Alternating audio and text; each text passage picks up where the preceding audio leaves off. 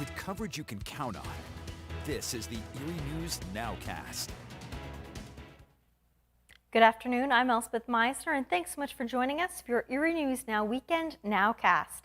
A new NBC News tally confirms that the U.S. has reached 42 million COVID-19 cases. This comes just 1 week after the country reached 41 million cases. Nationally, these new cases have started to come down from the midsummer levels, but several states are still seeing increases. At least 76% of all eligible Americans have received at least one shot, but some states are still encountering a widespread vaccine hesitancy. Sticking with COVID-19 news, have you ever wondered what it's like to work in a vaccine clinic? Although fewer and fewer people are coming out to get vaccines for COVID-19, that hasn't stopped volunteers from staffing them. After retiring from medicine a few years ago, Tim Ward still wanted to help others. So it's a good way that I can give back to the community, offering some of my services. Alongside Kathleen Kraut, a retired nurse, the two have volunteered at vaccine clinics for months. I feel so strongly to get us all through this pandemic that I wanted to do something to help. So I had to join the Medical Reserve Corps as well, and then ended up volunteering with the health department to help out. Besides administering doses of the vaccine, these volunteers spend time answering people's questions. So if someone is on the fence about getting a vaccine, that we can maybe answer some questions and promote the vaccine in that way as well. Information is very important for people to make a good judgment for themselves and for their families. Both volunteers say even though there's a big difference from those mass vaccine clinics to the mobile vaccine clinics, they're just happy people are willing to step up and get the vaccine. And after seeing hundreds of people attend the clinics, Kraut has a message for those still who haven't gotten vaccinated. Do this for yourself, do this for your community. Let's get through this pandemic together.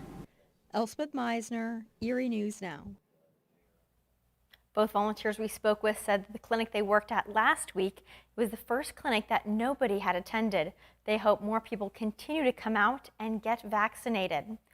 Families are enjoying a return to competitions this year, especially for sports, but are certainly aware of the increasing number of COVID-19 cases.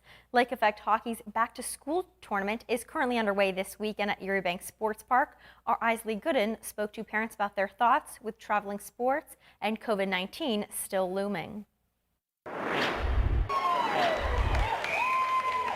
After major COVID-19 infection spikes, youth hockey took a hit. People are cooped up at home and they're really ready for hockey season and to start with a vengeance.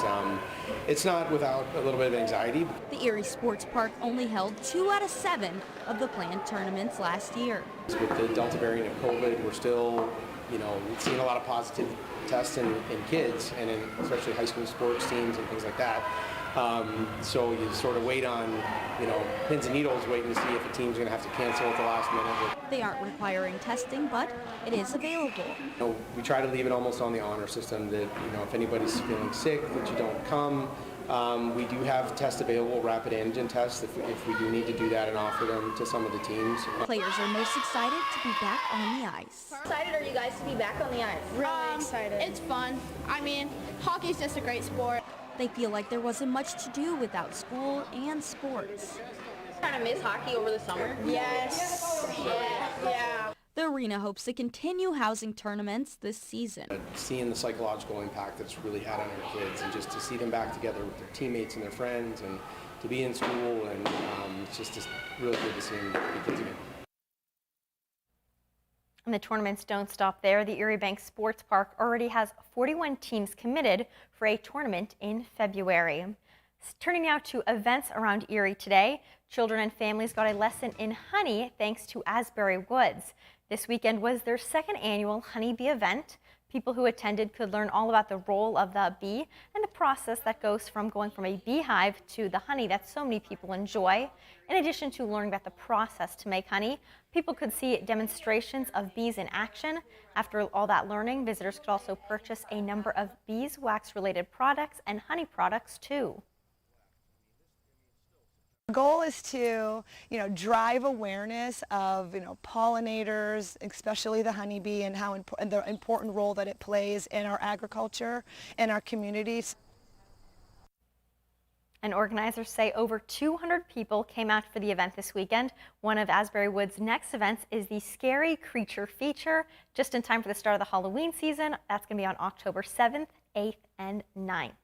Well, Erie police are still looking into a number of shots fired calls that came out all throughout last night in the city of Erie.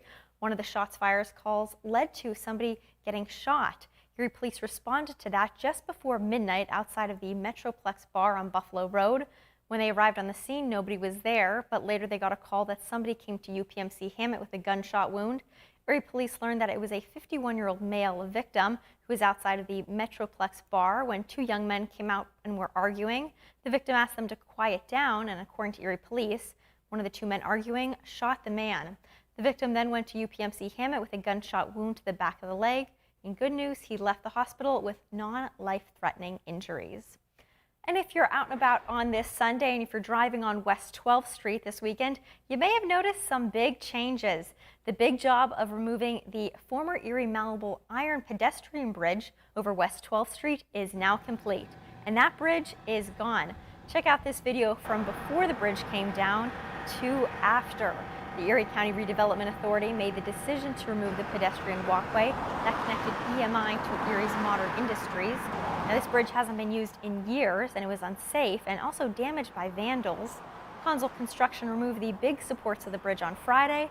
The rest of the work wrapped up yesterday, so traffic is back open on West 12th Street from Cherry to Liberty Street. It's all part of the Redevelopment Authority's plans to demolish most of the EMI building and make way for new development. Thanks so much for joining us on this Erie News Now Weekend Nowcast. Be sure to tune into Erie News Now at 6 for all the latest news, weather, and sports on this NFL Sunday. Have a great Sunday.